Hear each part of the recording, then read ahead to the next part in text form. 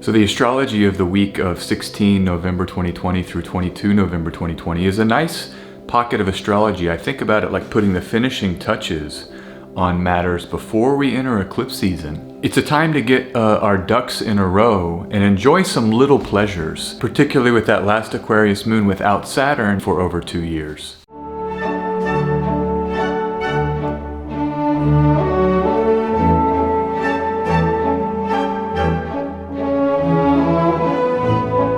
Alright, so we start off here very early Monday morning here in Central Europe. About 6 a.m. Venus will overcome Jupiter via a square, a superior square. Venus very strong in Libra. Venus will have not only domicile rulership in Libra, but also Egyptian term rulership. So this is a wonderful Venus. Plus Venus is closely conjoined the very auspicious fixed star Spica. And so this Venus has a lot of power. Now Spica is in the sheath of Virgo, what Virgo holds, that sort of powerful product. It's a very auspicious fixed star for things like wisdom, expansion, knowledge. So Venus conjoining Spica will flood Jupiter with this really powerful energy. Now I'm thinking this is sweet because it gives Jupiter kind of a last kiss or a final kiss before pushing through those final degrees of Capricorn, and it sets Jupiter up to rule this eclipse that's coming. So in a way it's a preparation, sort of a kiss off, as Jupiter gets ready to sort of take center stage, ruling that solar eclipse on 14 December. You know, the other thing is that day triplicity rulership of Capricorn is Venus, a ruler of Jupiter, giving support from that superior position. And, you know, both signs will be in hard aspect to Mars, however, they're both separating. So they're sort of through that worst part of the martial tension. You know, the way I'm sort of wanting to delineate this is the notion of finding beauty in a lack, finding abundance in lack. You've seen me talk about this a lot in my video, the sort of stripped down Jupiter, the tough, austere Jupiter, the ascetic Jupiter moving through Capricorn here. You know, but with Venus, you might find it gets a little bit sweeter, where you maybe have that box of chocolate, so you have that extra amount of money that came through because of this Venusian, you know, styling for Jupiter. The other thing, you know, you think about, strip down beauty and make it simplified, you know, the minimalism, the beauty in that simple t-shirt and jeans, you know, that classic style, right? It's this very austere sort of workman-like style, but you can really beautify it. And even simple haircuts, you know, putting the hair back, or, you know, whatever works for you to be rugged, elegant, and simple. I think we'll have a real opportunity with this Venus-Jupiter connection to lean into some of that, especially as we're preparing for the rest of the year, maybe getting your wardrobe streamlined and, you know, functional for winter season. That nice Jupiter-Venus exchange, and that leads us through the middle part of the week. On Thursday, however, the Sun will sextile Saturn. The Sun is going to be in Scorpio, making that very nice sextile to Saturn. You know, it's interesting because the Sun is ruled by Mars in Scorpio, but it's in the term of Saturn. And so actually the Sun has that Saturnian flavor with its position in Scorpio. And then you look at Saturn's position and it's ruled by Mars by term. So both of these planets are giving way to Mars here. And I think it has to be included in the delineation of this favorable sextile. You know, this could be movement with the election. Both Saturn and the Sun are kind of planets of government, and the Sun may be the leader, Saturn being other structures of government, the rules of government. And as Mars now is moving forward, potentially we push through with some kind of electional concession, or these court cases continue resolving. You know, at some point it looks like we'll have an official stepping aside, provide more impetus for that. This is on the 19th of November here in Central Europe. Thursday at about 8 in the morning. So we're looking at a Wednesday night into Thursday in the Americas. You know, the other thing here is that the moon is activating during this transit right there in Capricorn. And this is the moon in detriment, right? The moon in exile. It's a rougher spot for the moon here in Capricorn. And I think that this could potentially be some rough lessons also during this transit. You might find that it's the kind of lessons that you need in the long term to benefit you, but it's like the notion of tough love. That can be some of the sextile energy, I think, when you have a flow between rules and between leaders. But with that lunar component and the moon being exiled, it might not feel nice. It might not feel good with first pass or at first view. So just know that that lunar transit sort of is hanging over this moment, and maybe there's news here that we don't like with the election, and that maybe we're having to figure out how to respond to that emotionally or bodily. And then the other thing that happens on Thursday is that Venus is going to come in and overcome Saturn from that strong position in Libra, Venus still being in its own domicile and term. Maybe sweeten that deal and maybe bring that pleasure element back into the structures and the rules that we're creating. And this is why I was saying earlier in the video that it's really a time to get seasoned and get prepped for the eclipse moment that we're entering into. Remember, 2 eclipses, lunar eclipse in Gemini, solar eclipse in Sagittarius. This week is that last kind of eclipse-free energy because the moon here is waxing. And as we wax into the end of November, the moon will be eclipsed. And I think about that lunar quarter. After the first lunar quarter, you get into the second lunar quarter as the moon becomes full and becomes eclipsed. That's when we start wanting to kind of dial down and get really, really prayerful. So this week, I think, is that last chance, potentially, that last opportunity with the opening quarter of the lunation cycle to have some eclipse-free energy. But there's also something else I want to talk about here, which is the parting gift theory of long-term transits. So both Saturn and Jupiter are going to receive the overcoming square from Venus this week, that very strong Venus. And they're both right here at the end of Capricorn, getting ready in mid-December to transition from the sign for good this cycle. And we often can think about planets leaving a parting gift for us. They've done their work. They've worked us over like kneading dough. We're the dough. The planets are working us over. But they leave us with a parting gift, almost like a thank you for letting me, kind of turn your life upside down. And so look for that. I think this Venus overcoming squares both on Monday and then here on Thursday can seed, or this parting gift may become apparent with this Venus aspect. But look for parting gifts starting now and for about the next month, because it's only one more month of this Capricorn transit with the 2 great planets. One more month, can you believe that? So this is like tying bows, finishing up the wrapping, and then we're going to have a whole new energy, okay, starting in mid-December. The other thing is you want to look to the sector of your chart where Capricorn is for maybe how that gift could come or the theme of that gift. So like a 12th house transit, maybe this is some time of some really sweet isolation and spiritual practice. Maybe conflicts that the 12th house has brought on are starting to resolve with this Venus kiss. Now we're here moving to 21st November on Saturday. It's a big deal. Sign changes with planets can often be quite palpable. When a planet changes clothes, changes how it's filtered, changes glasses, right, and clothes. So the planet gets a whole new look, a whole new style. You see those Instagrammers that are popular where they like snap their fingers or jump and then they change into a whole new outfit. It's like that, And 2 sign changes happen here on this Saturday. And I think we're going to feel it. And by the time Sunday hits, it's going to be a different world. Now, these are 2 inner planets, Venus and the Sun. So maybe less pronounced in a way, but still very palpable. I find anytime, like, for example, Mercury changes signs, it's our fastest moving planet. We really get a shift of tone and energy, especially around the things Mercury signifies, or even the moon.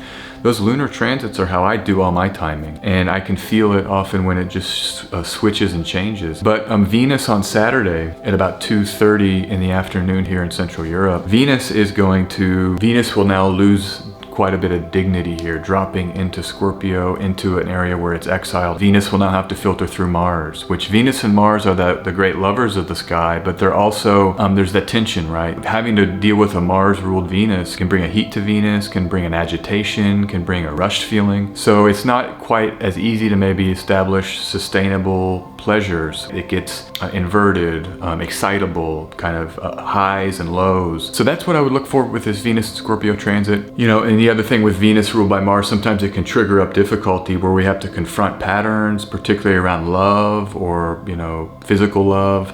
So to look out for that if the things get rocky, maybe in our relationships, even friendships or with whoever, our intimate relationships, we might have to face patterns that maybe are unhealthy, but this destabilized Venus gives us a chance to see, or the silt, and you throw rocks in a river. If you've ever walked in a still river where there's that silt that's settled, it triggers it up and you see all that dirt come up. And also Venus may be riding back seat right now. That's the other way I would go with this. Venus is now having to give way to Mars, and Mars has just moved direct, will just be gaining speed. Mars is kind of the front and center planet in terms of Venus. So maybe your relationships have to wait to get some real work to be done there that's productive. And instead, we're focusing now on that Marshall Day action, things we're doing in the world, decisions about any number of things, business decisions. So this is the other way to go here. The relationships just don't have that primacy, that front and center support astrologically. And then the last thing, Venus will move through its own term next week. So even in signs where a planet has debility, you can always find these pockets of support, particularly the 5 planets that are not the sun and moon. They all have an Egyptian term. They and even the sun and moon, all 7 planets have a sign or a group of signs where they have triplicity rulership. And so then Saturday about 9:30 here in Central Europe, the sun leaves Scorpio and now moves into Sagittarius. And this may be kind of the beginning, we might say, of this eclipse energy in a certain way, because this is the sign where the solar eclipse on the 14th of December will happen. So we're now already starting. And the south node is here. So when the sun moves into Sagittarius, it becomes co-present with the south node. And now things start to get a little bit faded. Now our ability to seek truth potentially, or see truth, or want truth, can maybe start feeling like it's too much, or it is really drained with the south node. We think about that sucking power out of the significations of planets. And one way to go here is that wisdom and truth as Jupiterian themes might be a little bit harder to find. There might be confusion associated with them, with that south node sun combination here in Sagittarius. Also, Jupiter makes no aspect to the sun here. Jupiter and the sun, Capricorn and Sagittarius, don't see each other. They're in aversion, save for a moment when the 2 planets will make an anticial relationship. That'll be next week.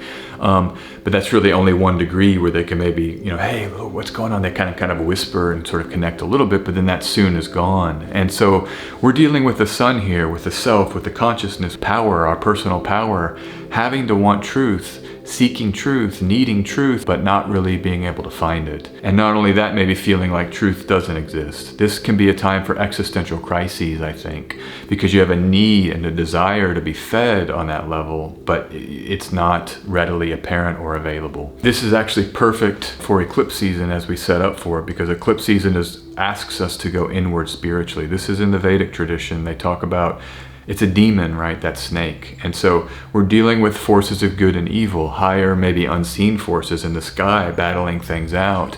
And we're, as a mere human, I think we can sort of just submit to the grand nature of things and let the gods do their work and try to, take a back seat. I also find eclipse season can be faded, where we actually sometimes have to get into life. Life just starts happening. And that's one of the best ways I like to think about it is like life is happening and we can't extract ourselves from it. But the spiritual practices can help us face the requirements that we're being forced to confront during eclipse season. So look for that to start emerging here on the weekend. The last transit, I want to say that this Aquarius moon, I've been heavy on fixed signs, as you all know, as nice pockets for election. Anytime the moon has been hitting a fixed sign, particularly when it is waxing like it is now, so this is that last waxing Aquarius moon without Saturn present. And with Saturn being with the moon in Aquarius, it's not that it's a bad thing. It's just from an electional perspective, it's too much Saturn.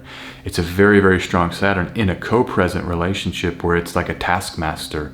It really puts the moon in a tough, disciplined, kind of hard-nosed model that is just, I don't want to elect with that. But when Saturn is not seeing the moon, but still strong in Capricorn, it allows that moon to sort of flourish more in that Saturnian environment without having to have the drill sergeant right in its face. This happens Friday, Saturday, and Sunday. We finish the weekend with this final Aquarius moon.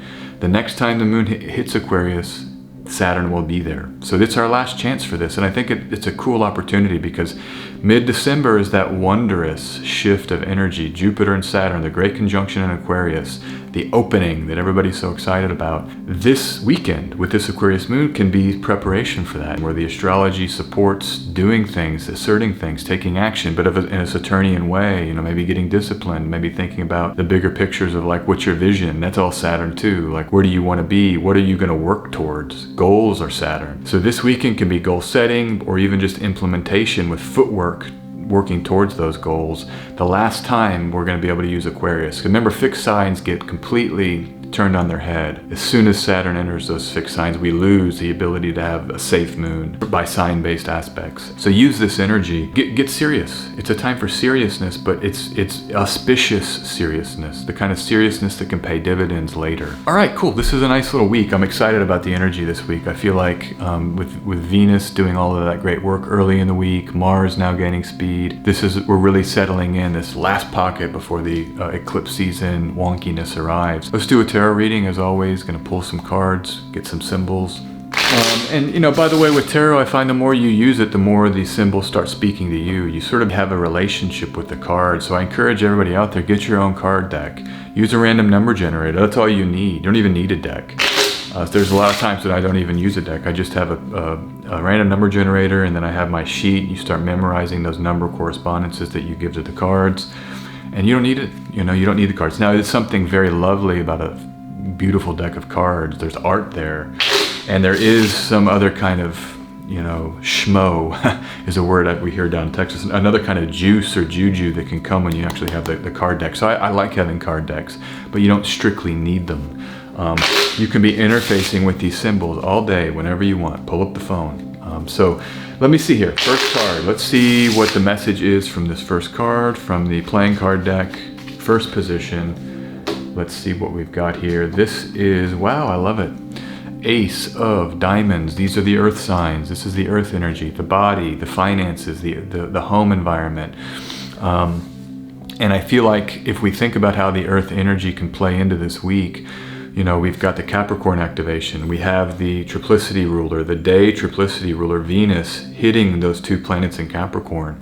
So I think this is telling us about the first half of the week here, that using this Venusian touch, the kiss of Venus, the pleasures that Venus can bring around the Capricorn energetic, just what I spoke about, it's underscoring how maybe new things can come about. Remember, aces are initiation and newness. And this also may be speaking a little bit about that moon at the end of the week, because remember, Saturn will still be in Capricorn ruling that Aquarius moon. So there might be initiations related to lunar themes that we can use that weekend energy for.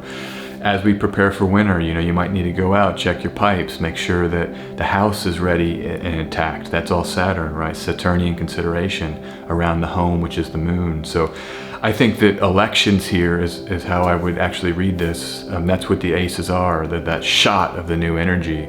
You think about when we elect to do something, to take an action. Mars is direct, that's an action. So look for the earth activities that you can do this week, early in the week and even late in the week. All right, second card. Love it, love that card. You know, I think about earth, you know, the dirt, the tree. I'm looking at a beautiful tree over there. And I love how the trees just grow with the sun. It's free energy. It's the ultimate free energy. The first free energy is the sun.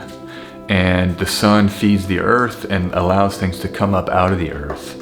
And so there is a kind of an interrelationship too. And you look at the ace is kind of like the shot of a new plant coming out and breaking that earth. So I think we can benefit here with thinking about like a sprouting with the ace. What do you want to sprout this week and this weekend? All right, second card. Let's get from the Major Arcana deck with the Knights. Let's see what the second card is.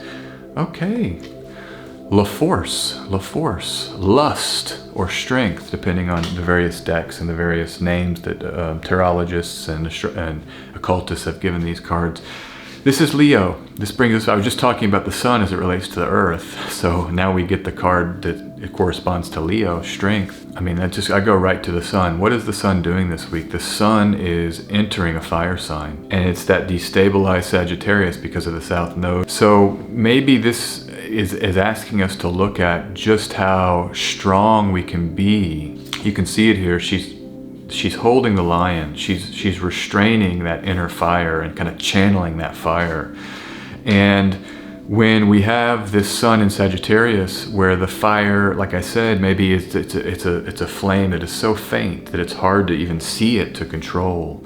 So there's a sense of maybe being blindfolded here, or being unaware of how to best, modulate this energy. But on the other hand, the South Node and the nodes are these kind of spiritual higher forces, like I was saying. And I think that there's always an inner light. There's always an inner light that we can quicken we can quicken it. We can even say, listen, I can't feel the spirit right now. Where are you? Show me, you know, with the prayer activity, that can heat things up. The Buddhists do that breathing exercise that heats the body. That's what I think this is pointing us to, is getting the spiritual tool set going as the sun enters Sag, to get our own heat generated. Even if it's not as easy, even if it's faint by first appearance. So try to work on that. And this can be working with your energy, you know, try not to deplete the energy. It's so easy in this day and age just to get on social media and get triggered. And what if we didn't do that? Or what if we didn't try to give the power away and instead tried to hone it and retain it and be more deliberate with how we deploy power? I think that can be also what this card is saying. And it sort of fits with the Saturnian theme for this weekend, that Saturn ruled moon, because that is about disciplined exertion, right? And disciplined, sort of controlled deployment of the body. This lust card, you know, you're controlling the inner fire and the passion. So anyhow, I think it just fits well. Not control might not be the best word for eclipse season, but it's more of like turning in with it. We can sort of control the practice. Like I can sit and meditate. I can do that, okay? Might not be able to control how my feelings or what's happening around me, but I can make time to modulate spiritually. That's the tarot reading. Thanks for being here. Have a wonderful week ahead. And as always, you can book astrology readings with me, sjanderson144.com. Click here to schedule a reading right at the top. I look forward to reading for you. Thank you again for being here. Have a great. It's a week of action and this gift that Venus is going to give. Enjoy it.